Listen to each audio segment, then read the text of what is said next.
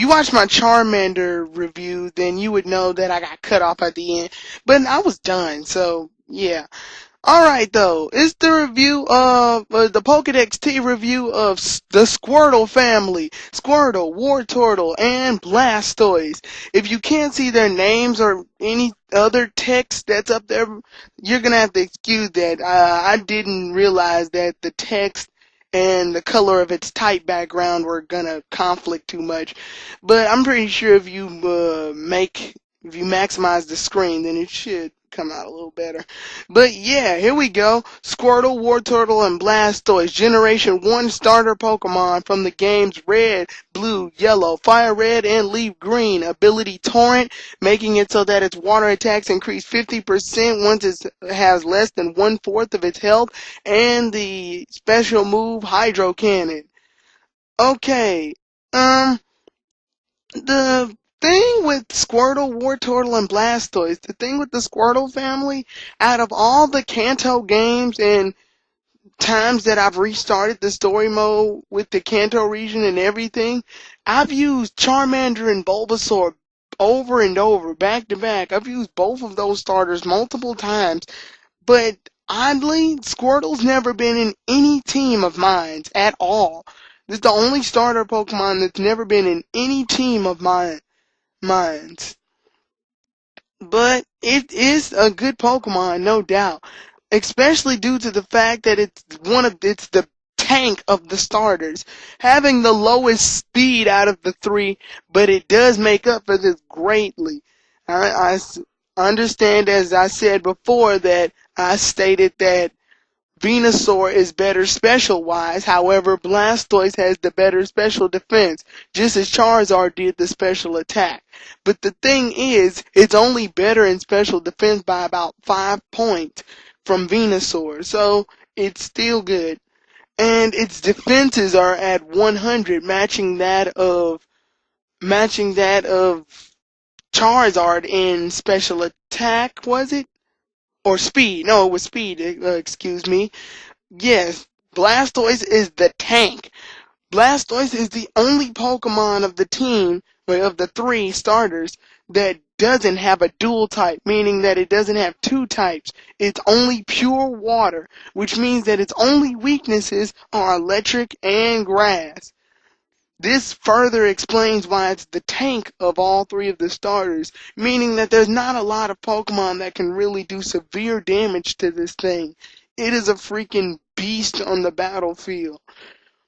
Online-wise, I have not seen this Pokemon as much as Charizard, but I think I've seen it a little bit more than Venusaur. This thing can take a lot of attacks. When I say that, I'm not joking around. In fact, when Gary used this and when Red uses this Pokemon, I get a little nervous because sometimes they'll choose to use this Pokemon after my Raichu has been knocked out. So I don't know how to exactly come to this Pokemon as far as battle-wise, because it's resilient to so many different types.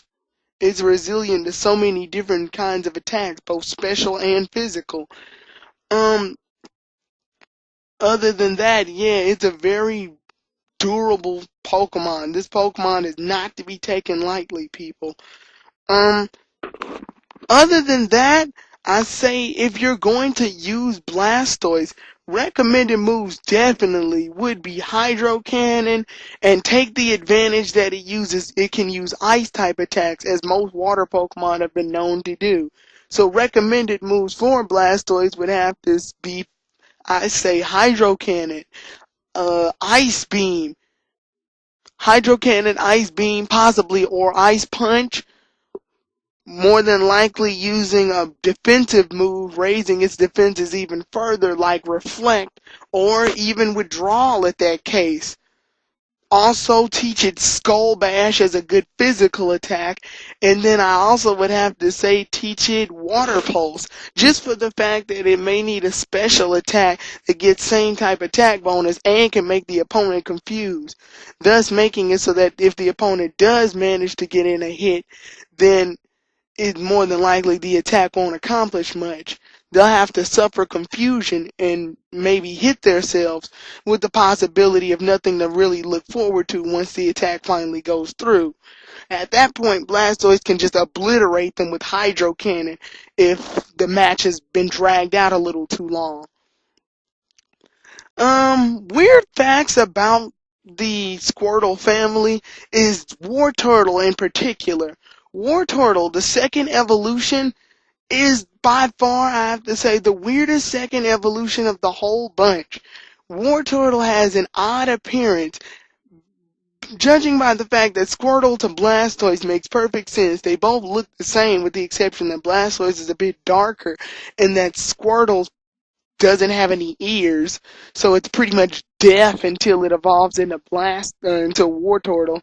But the thing about War Turtle is that it has wing-based ears, which is kind of odd to me, and it has a fluffy cloud-looking tail. So yeah, it's a very weird combination that it's a weird stage of its life until it evolves in a Blastoise where it gains these two mega cannons on its back.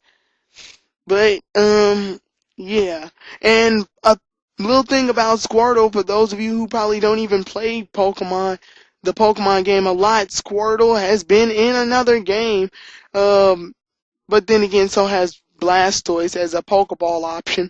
Squirtle's been in the game Super Smash Bros. Brawl as a playable character if you use a Pokemon trainer. Um, and it has been shown to be a very good fighter, being pretty much a speed-based, maneuverable Pokemon due to its small size. And yeah, using Hydro Pump as its ultimate move in the league with Fire Blast and Solar Beam as a final smash. But yeah, pretty much what I really recommend trainers do is take the advantage of Blastoise being able to use Ice-type attacks. That way, Blastoise can stand up to pseudo Pokemon like Dragonite, Salamence, Garchomp, and others. You really want to take this to advantage. And you also want to take the fact that Blastoise is only weaknesses are electric and grass type. So I say the best method to use would be to also, that's another reason to teach Blastoise an ice type attack so that it can stand up to grass types. It can learn the ice type attacks: Ice Punch, Ice Beam, Blizzard, hell, it can even use Icy Wind. But anyway, that's pretty much all I recommend. This has been my review of the Squirtle family. See you all